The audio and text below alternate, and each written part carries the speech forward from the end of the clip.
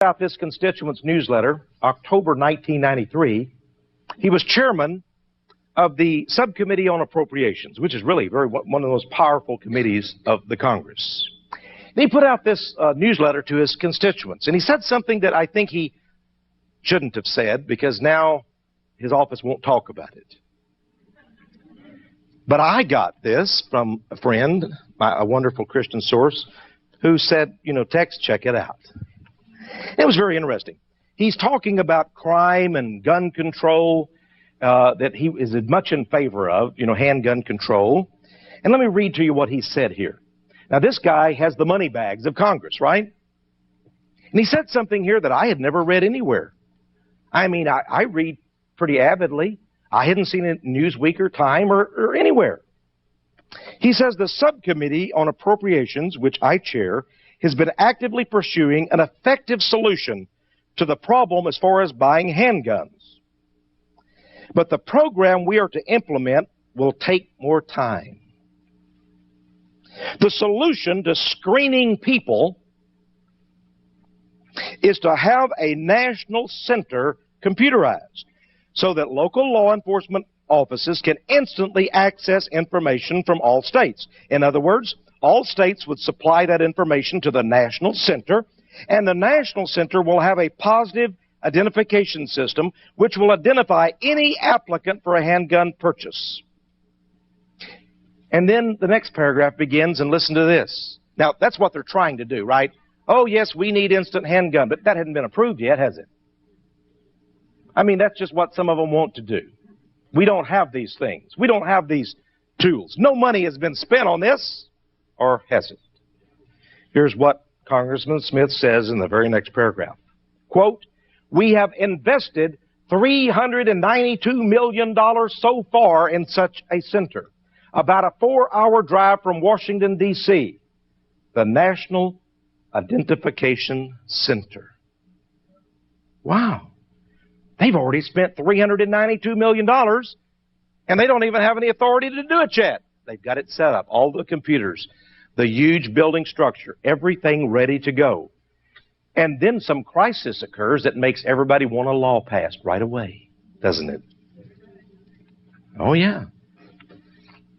But they've already spent the money. It's ready to go. And the instant Congress passes the law, it's already there. And if Congress doesn't pass a law, there's something called presidential executive orders, because it's so needed. And everybody would agree. Well, that's the National Identification Center. Let's talk about something called the National Reconnaissance Office. I'm just trying to indicate to you that what we have, ladies and gentlemen, is a Gestapo state being created and invented all around us without our knowledge. A Gestapo state. Things going on we don't know. The CIA bringing in dope from South America and using the Bloods and the Crips gangs in the inner cities to make millions of dollars so they can send arms.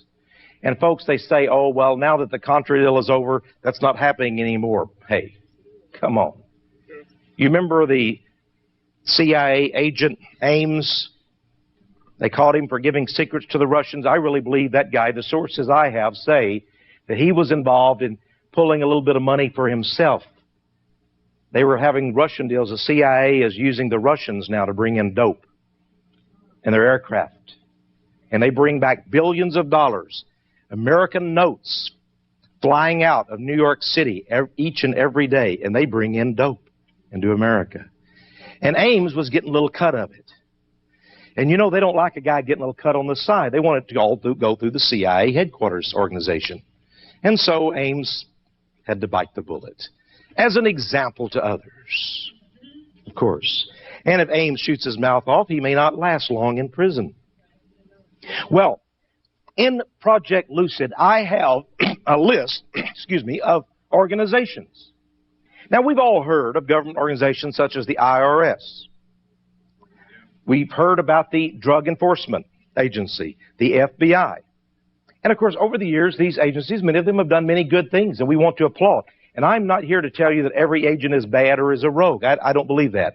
But I think a culture has grown up in those agencies.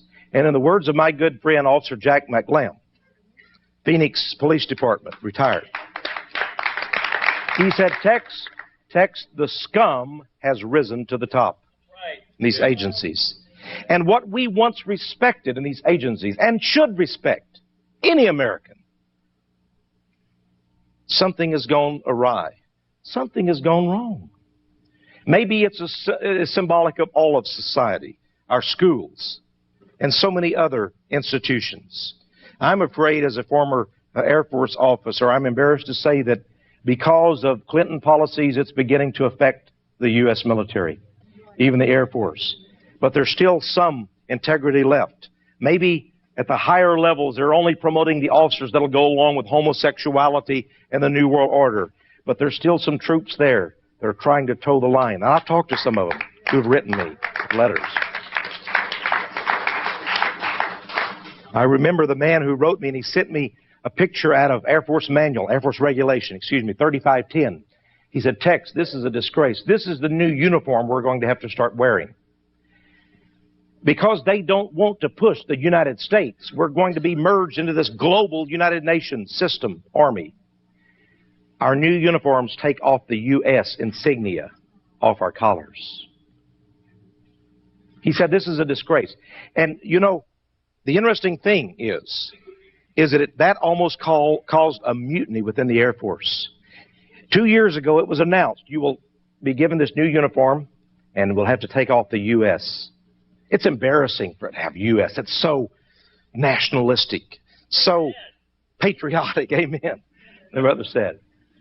And, you know, they had to actually, Shalikashvili, the chairman of the Joint Chiefs of Staff, and Mr. General McPeak of the Air Force had to countermand that order. There was so much dissension in the ranks. The little people, the sergeants and the lieutenants said, no, we're not going to do it. It's interesting. Here are some of the names of organizations. I believe this is a Gestapo police state. I'm not trying to be dramatic. I believe this. Listen to some of these. You've never even heard of these. I didn't either until I began to investigate. The National Reconnaissance Office. I'll be talking about that in a moment. The National Law Enforcement Telecommunications Systems Projects Agency. The National Crime Information Center. FEMA, of course, Federal Emergency Management Agency. There's the Interstate Identification Index, III, whatever that is. There's the Office of Special Investigations, OSI. There's the Man and Biosphere Program, MAB. There's the National Strategy Information Center. There's the FinCEN, Financial Crimes Enforcement Network. There's the Counter-Terrorist Center, CTC. There's the Defense Information Systems Agency, or DISA. There's the Defense Intelligence Agency.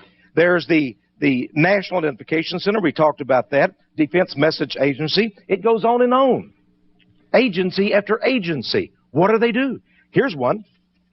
The Law Enforcement Satellite System. Did some checking on that. It was quite interesting what I found out.